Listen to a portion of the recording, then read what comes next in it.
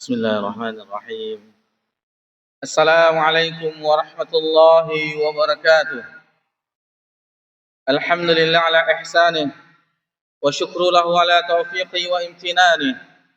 أشهد أن لا إله إلا الله تعظيما لشأنه، وأشهد أن محمدا عبده ورسوله الداعي إلى رضوانه، والصلاة والسلام على آله وأصحابه إخوانه. يا أيها الذين آمنوا اتقوا الله حق تقاته ولا تموتن إلا وأنتم مسلمون. Amma ba'da, alhamdulillah, puji syukur kehadirat Allah Subhanahu wa taala. Allah Subhanahu wa taala telah memberikan nikmat kepada seluruh makhluknya dan itu tidak pernah terhenti walaupun hanya sekejap mata. Kemudian salawat beriringkan salam kepada Nabi kita tercinta, yakni Nabi Muhammad sallallahu alaihi wasallam. Bapak-bapak, ibu-ibu, jamaah salat zuhur, jamaah Masjid At-Taqwa yang semoga diberkahi dan dirahmati oleh Allah Subhanahu wa taala. Kita masih berada di salah satu bulan yang agung, yakni bulan Al-Muharram, dan sekarang alhamdulillah kita berada di pertengahannya. Tanggal 13 Al-Muharram tahun 1447 Hijriah, bertepatan dengan 9 Juli 2025 Masehi, yang mana Nabi sallallahu alaihi wasallam menyebutkan bahwasanya puasa yang lebih baik, afdalus siyam ba'da Ramadan, yaitu sebaik-baik puasa setelah bulan Ramadan adalah di bulan ini, Syahrullahi Al-Muharram, yaitu bulan Allah Al-Muharram, dan itulah kita berada di bulan ini, bulan Al-Muharram.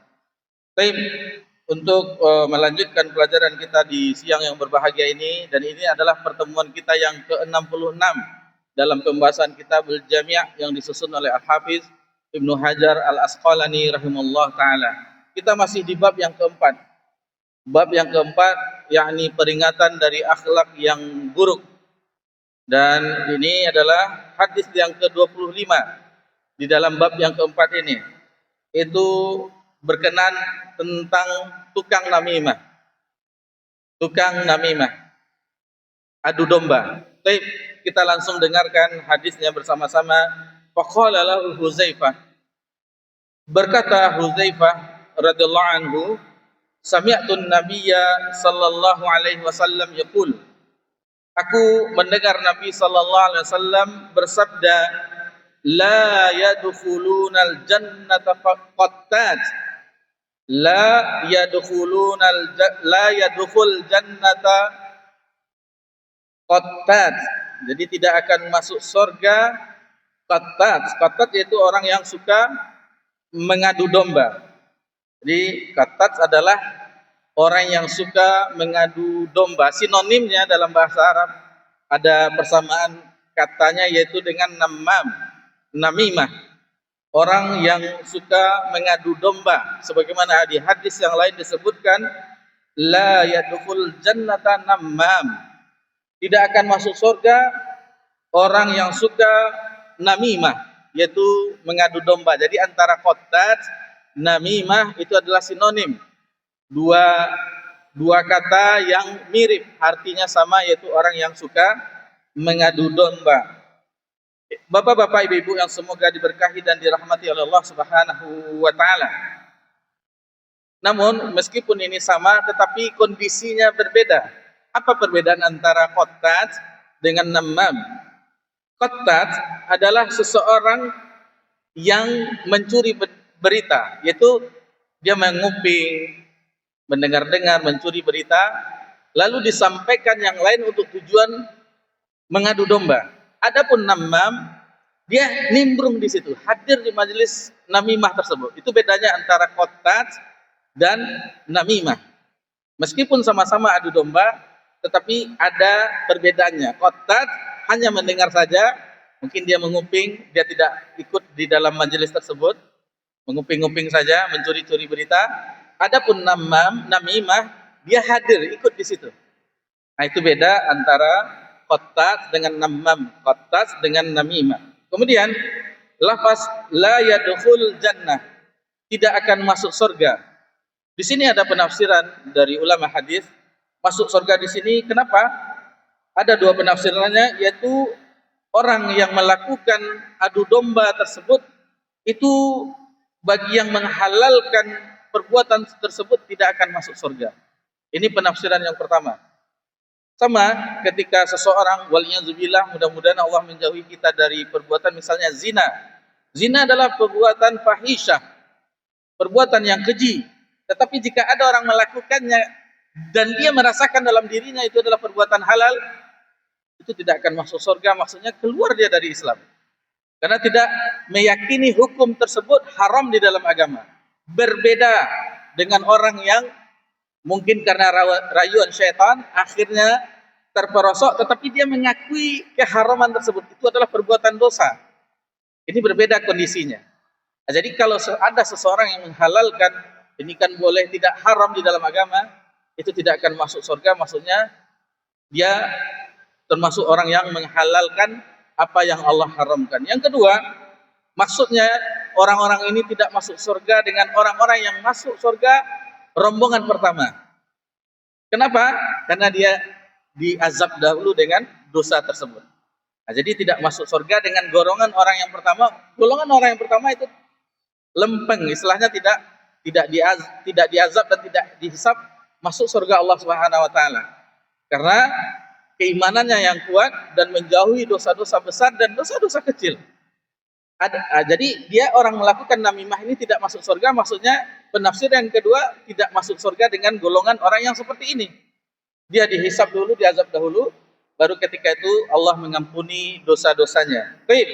Kemudian namimah adalah orang adu domba, qattat, namimah itu dosa besar.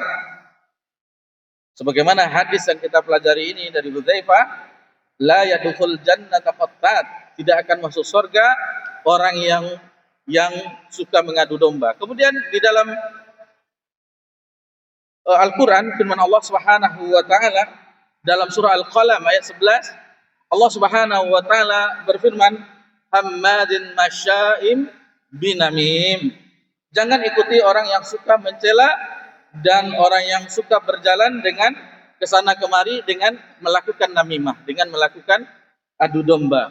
Itu jelas ayat tentang dosa besar orang melakukan adu domba, baik itu namam atau qattat, itu diancam di firman Allah Subhanahu wa taala dalam surah Al-Qalam ayat 11. Kemudian di hadis yang lain yaitu sabda Nabi sallallahu alaihi wasallam, khiyaru ibadillahi alladzina idza ru'u dzikrallahu wa syiraru ibadillahi al-masyauna bil namimah al-mufarriquna baina ahibbatil baghu al-bara'ul anat. Kata Nabi sallallahu alaihi wasallam, sebaik-baik hamba Allah yaitu orang yang jika melihatnya orang akan mengingat Allah. Ini sebaik-baik orang. Ketika orang melihatnya, orang akan ingat Allah. Dan seburuk-buruk hamba Allah adalah orang yang berjalan ke sana kemari, itu dengan melakukan namimah. Sehingga orang-orang yang diadu dombanya itu, meskipun ada hubungan kasih sayang, seperti suami istri, atau bersaudara-saudari, itu jadi terpisah jadinya akibat tuduhan-tuduhan, kesusahan-kesusahan yang digembar-gemborkan, sehingga menjadikan hal tersebut. Nah, ini dia gambaran di hadis yang lain yang menyebutkan tentang namimah, qattat, adu domba, itu adalah termasuk dosa besar karena diancam dengan azab siksa neraka.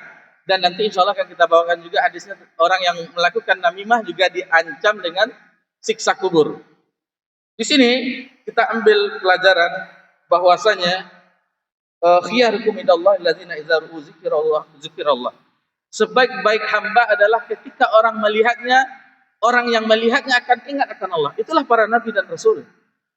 Para sahabat Nabi radhiyallahu anhum, ketika orang melihatnya, orang akan ingat Allah. Begitu juga ulama terdahulu dari generasi tabi'in dan tabi'ut tabi'in. Salah seorang ulama hadis, Muhammad bin Sirin rahimallahu taala, dan beliau keluarganya adalah keluarga ahlul hadis, meriwayatkan Nabi baik laki-laki dan perempuan. Fatimah binti Sirin, Abdullah bin Sirin, Muhammad bin Sirin, keluarga Sirin itu perawi hadis Nabi sallallahu alaihi wasallam. Ketika Muhammad bin Sirin dilihat oleh orang, maka orang akan ingat akan Allah Subhanahu wa taala. Karena akhlaknya menggambarkan akhlak Islam. Begitu juga orang-orang ulama yang terdahulu, apabila orang melihatnya, orang akan ingat akan Allah Subhanahu wa taala. Kemudian di hadis yang lain, inna syarran nasa zul wajahain. Sesungguhnya manusia yang paling buruk adalah manusia yang memiliki dua wajah, yang bermuka dua. Alladzi bi haula biwajhi wa haula biwajhi. Jadi kalau dia ke sini ke kelompok A, seolah-olah dia pro ke kelompok A.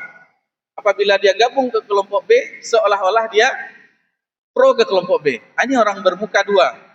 Ini adalah seburuk-buruk manusia. Dan kita sebutkan tadi bahwasanya di antara orang yang mendapatkan azab kubur adalah orang yang melakukan namimah. Ketika Nabi SAW melewati suatu perkuburan, maka Nabi mengambil pelepah korma lalu mematahkannya menjadi dua. Kenapa dilakukan itu kata sahabat? Karena penghuni dua kubur ini sedang diazab oleh Allah Subhanahu wa taala. Nabi SAW diberikan wahyu mendengar hal-hal yang gaib. Lalu ketika itu Nabi menjemputkan orang ini berdua ini diazab bukan karena dosa yang sangat besar, maksudnya dosa syirik atau nifak dan seterusnya. Akan tetapi yang pertama diazab, disiksa kubur karena ketika buang air kecil tidak cebok. Ini hati-hati, apalagi kalau laki-laki biasanya berdiri, hendak diceboknya ini bahaya. Minimal dengan tisu. Kan sekarang alhamdulillah tempat duduk kita banyak air. Ini hati-hati orang yang hendak cebok dengan setelah buang air kecil. Yang kedua, yaitu orang yang suka mengadu domba. Lalu bagaimana, kan kita membicarakan keburukan, apa beda namimah dengan qattat atau namimah qattat atau dengan ghibah? Kan sama-sama keburukan. Perbedaannya adalah tujuan. Namimah atau qattat, adu domba, tujuannya adalah untuk membuat orang bermusuhan. Berbeda dengan ghibah. Ghibah tidak ada maksud. Ghibah adalah sesuatu yang dibicarakan ketika yang dibicarakan orang yang dibicarakan itu tidak suka, tidak ada tujuannya untuk mengadu domba. Itu bedanya. Sama-sama dibicarakan keburukan, akan tetapi bedanya adalah hal itu. Seperti mana disebutkan oleh ulama bahwasanya kullu namimah ghibah wa laisa kullu ghibatin namimah. Jadi sesungguhnya setiap namimah itu pasti ghibah dan tidak setiap ghibah itu namimah. Dan ini yang lebih dahsyat lagi kita tambahkan supaya kita mengetahui bagaimana dosa namimah dan qattat mengadu domba. Bahwasanya dosa adu domba itu lebih berbahaya daripada sihir. Lebih berbahaya daripada sihir.